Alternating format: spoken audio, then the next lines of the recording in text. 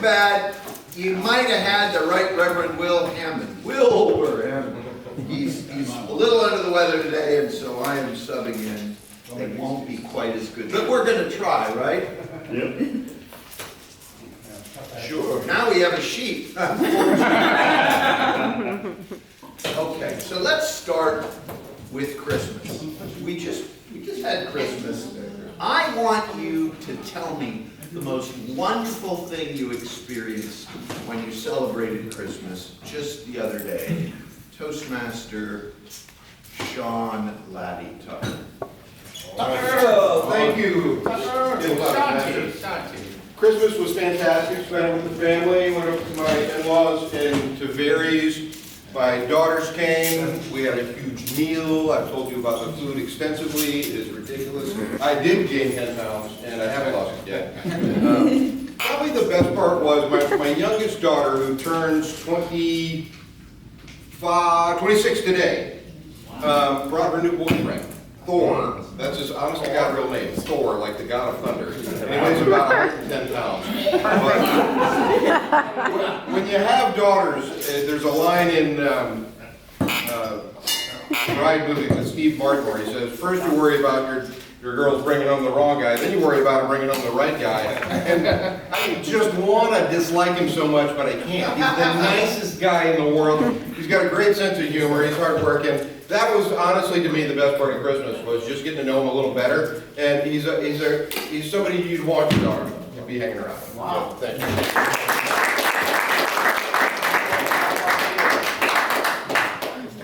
I was just wondering what the mothers thought when I was brought home. Now tell us about the best Christmas you ever experienced of yesteryear. Toastmaster Allison Wonderland. Allison Richards. Good morning. The best thing ever is we didn't have all the family over, not a lot of drama.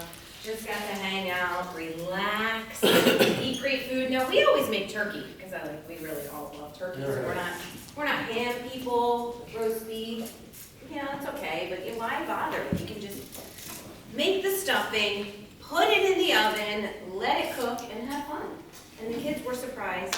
So we always do a scavenger hunt. I don't know if you guys have that. It's really funny, but very unorganized and very funny. Like last time we put their cars down the street, so they had to go find their cars to get them. Good times. So we had fun with that, and then they ended up getting newer cell phones, so they were pretty excited about that, and surprised, which is hard to do at a teenage age. So it was wonderful and relaxing. Thank you. Merry Christmas.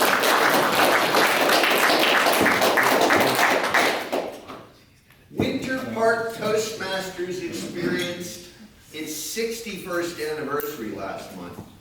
Other clubs die on the vine, and we continue to thrive. What is the secret to our success, Toastmaster McNitt? Maurice. Mo! I can say that in one word. Me!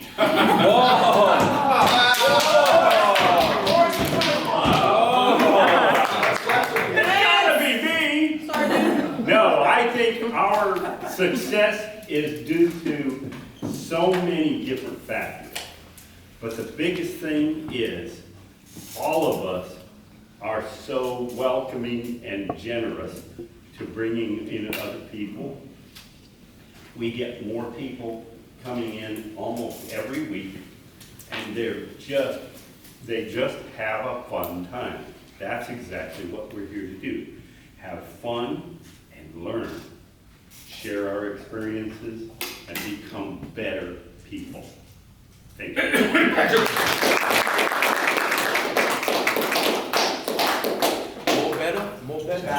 I have it on good authority that you have experienced 70 laps around the sun.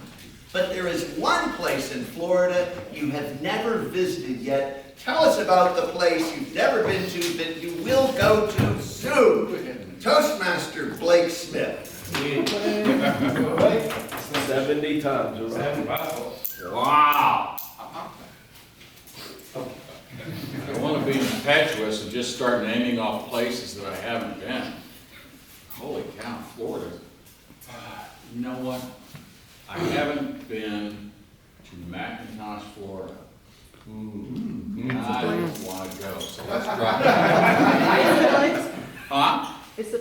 It is a place, McIntosh, Micanopy, Pahokee, Oh, yeah. Belglade. I've been to all those places. I would like to spend some time in Florida City. Florida City is a town in Florida. It's kind of on the Gulf Coast, almost down by the Keys. Florida City is where the pirates and the drug smugglers go to. And I'm telling you, I mean, the real deal. You know, if you watch one of those movies, and you see all these drug smugglers coming in through the mangroves and beaching stuff, and then they run the drugs up, or they run the booty up, or whatever. That's Florida City.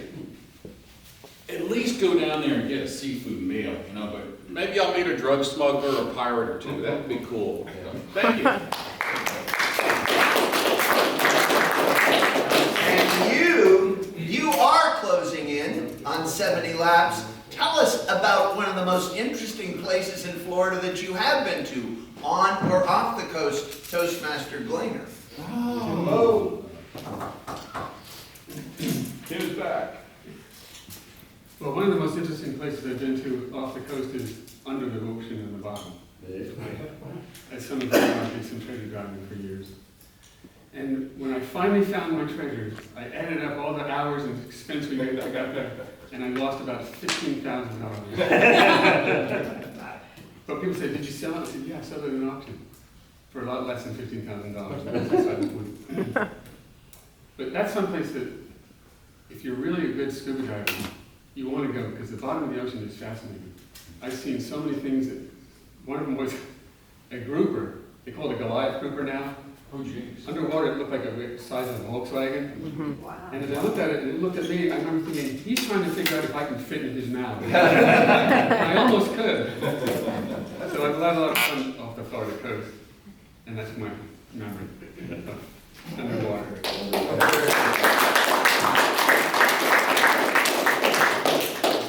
We know that you are not related to the famous Michael Myers, but you still had an impetuous moment last year. Tell us about it, Toastmaster Meredith Myers. Last year. Well, my impetuous moment would have happened after we returned home from All Saints on Christmas Eve. We got home about 12:10 on Christmas Day. And I went to put socks that my son gave me into my stocking. I thought I removed the stocking from the stocking holder hanger that sits, it's very heavy, that sits on the hearth of the fireplace, but I didn't. So when I went to grab the stocking, that landed on my foot. Oh. And I can assure you that I nearly amputated my big toe. Thankfully, my aunt, Sherilyn Watson, is staying with us right now. And there are things that she does remember how to do. So the next morning, I said, I have a job for you and I'm putting you to work and you need to pull the skin together on my toe so that I can heal up. She said, you should have gotten stitches for this. But there is a point in time when you can't get stitches anymore and you're past it. So we're just gonna butterfly the out of that thing. Thank you.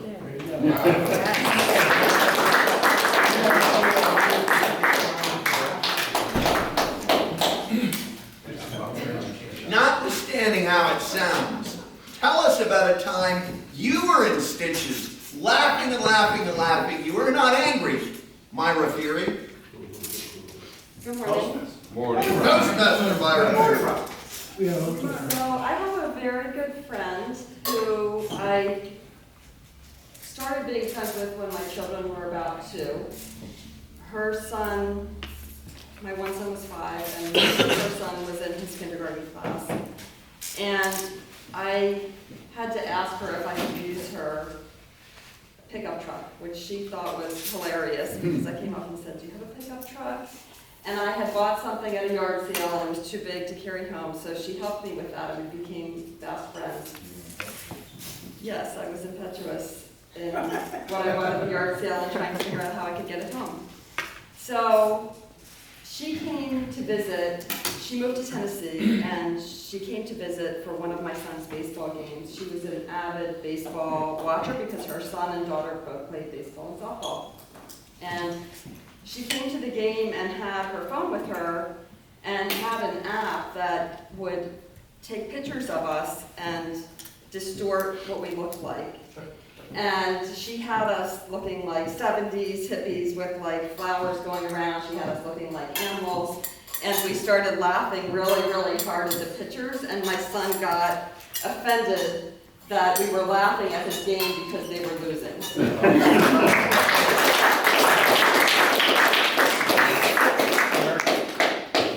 I want you to tell us about the one thing we never would have guessed about you in a million years. Toastmaster Teresa and Bay. That's worth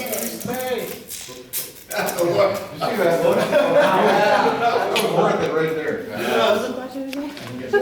Just pick something up. Time's up. Pick something up. Something you wouldn't, what? Never would have guessed about you in a million years. Oh, there's thousands, honey. Oh, buddy. Wouldn't have guessed. I'm gonna ask you that question back. For real. Well, actually, on the way here, sorry, I'm late too. I promised him I'll be here. I'm like, challenge accepted last night. I'm going to be on time, 7:10. I texted him like I failed myself again, sorry. And it's about me. So, growing up, I'll tell you now why I'm always late. In my country, when we say, okay, we have dinner at 8 p.m., we're gonna celebrate someone, we're gonna put together some drums and food and stuff like that. 8 p.m. means 12 a.m. in the morning. I'm serious. So when people dress up, when you start dressing up, you're like, okay, 8. Okay, at 8 you start showering. And then you dress up, and then by the time you get there, you are finally the first person. This is how we roll. Time doesn't really exist in my world, and I have to undo what I grew up doing and seeing and living. But I have priorities, so I'm always late because of that. Thank you,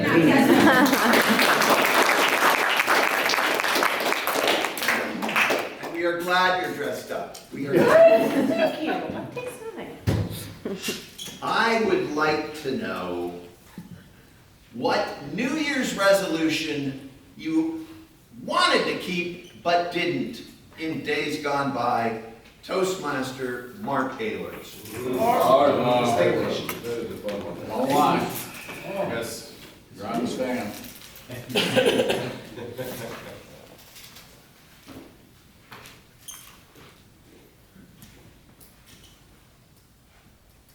Little known thing about me is that I come from a family that was always on time. My father was a real pain about it. If you were 1 minute late, it was bad. So a year ago, on New Year's, I made a resolution that for this year, this past year, I'm not going to be on time anymore. I'm going to be late for everything and start rolling in when Treats comes in. We'll toast to it and have a good time. So far, it's worked out not too well for me. I'm learning just like you.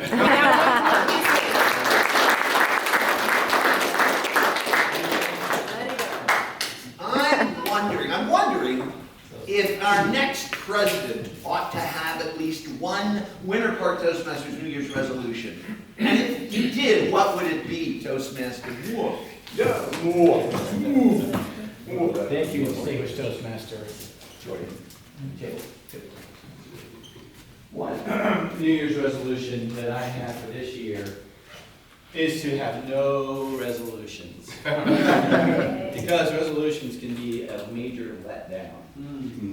You get all, excited about having some sort of life-changing event that's going to happen to you, and you're going to do all these things and say all these things, and then as the months go by, you kind of go back into your other routines, and you are who you are. But one thing I would like to do is have a routine You know what I mean, in the morning, a routine, because I'm like, I'll make some coffee, I'll go over here, and I'm outside pulling weeds. Next thing you know, I'm in the driveway washing my car. And then I realized I gotta get ready to go. My dad is a Marine, he's always been a Marine, he's still a Marine. If you were not 5 minutes early, you were late. If you were meeting my dad for breakfast and you weren't 5 minutes early, he would leave. If he said he was going fishing and you weren't in the truck, you're not going, you're staying home all summer by yourself, and that has happened.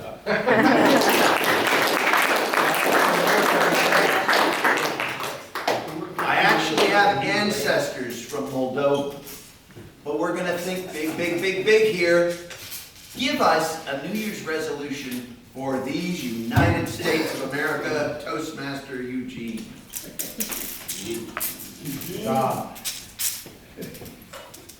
Before you can ride a sleigh, you need to make some work.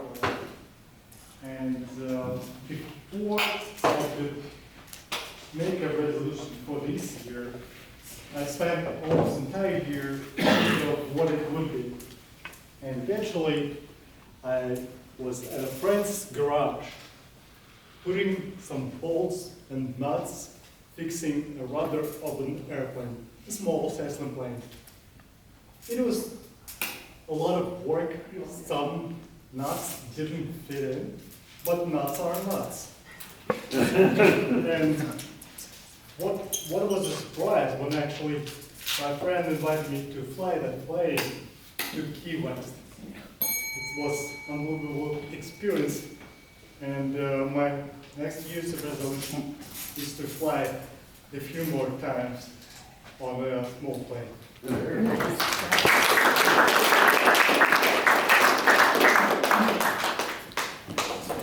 You have an unlimited budget to go anywhere in this quadrant of the galaxy, anywhere on Earth, let's say, for 1 week, all expenses paid this coming year. Toastmaster Kathleen Hoffmeyer, tell us where.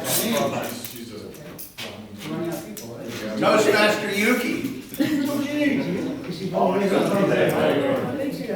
All right, so you guys pick somebody.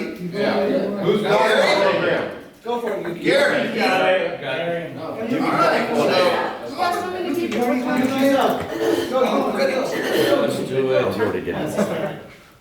All expenses paid, 1 week. That's right. It can't be Benjamin's house. I think I'm gonna come to Winter Park Toastmasters and spend like $1,000, so I can get myself the membership fee and the morning fees for like the next 10 years. And I'll be set. And you guys should do that too. Pay a heck yes. Oh, yeah.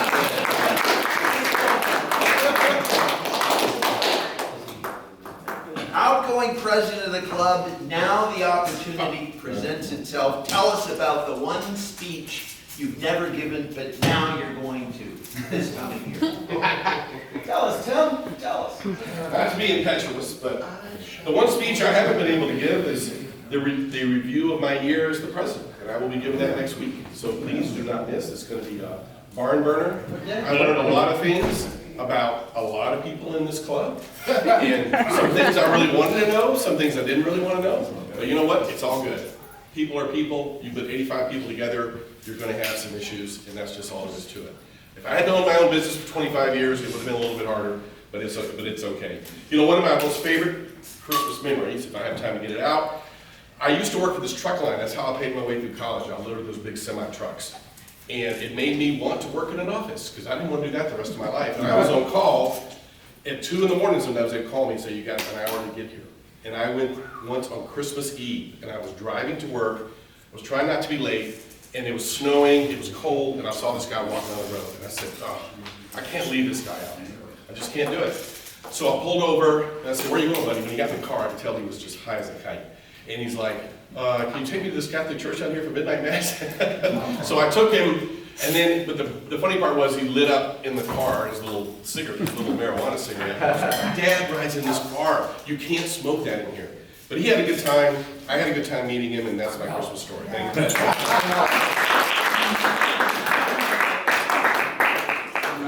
If you could sit down and have a nice, long, luxurious meal with one person in the whole world, next year, who would it be? Toastmaster America Nicholson.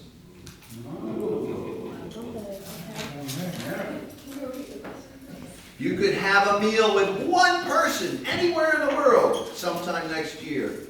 Who would it be? Dead or alive? Either one. Ooh. Hello everyone, so I don't want to be impetuous with my reply, but if I could have dinner with anyone in the world, dead or alive, I would choose dinner with my mother. And we would be able to have an amazing time of talking and just rejoining each other and getting to know each other's experience, both here in the present time and in the afterlife.